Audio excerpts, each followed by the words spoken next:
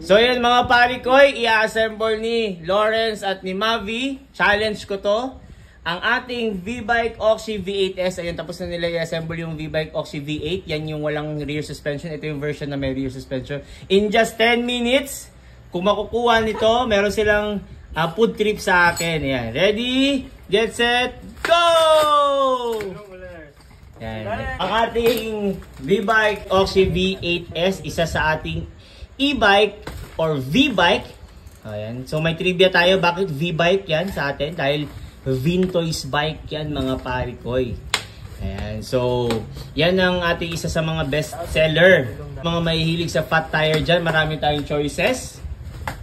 Ang ating V-Bike Oxy V8S, ating V-Bike Oxy V8, ang ating V-Bike S9, at ang ating V-Bike Chopper. Ay, ayan, papasmile na si Lawrence. Ready, have 1 minute mga pare koy! Kakayanin kaya ito nila?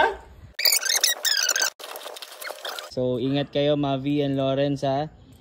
So, malamang mga 15 minutes makakarating na sila sa vintage shop. Ayan, bye-bye! So, again, yung kay Mavi is yan ang V-Bike Oxy V8S and ito ang V8 naman ang dinadrive ni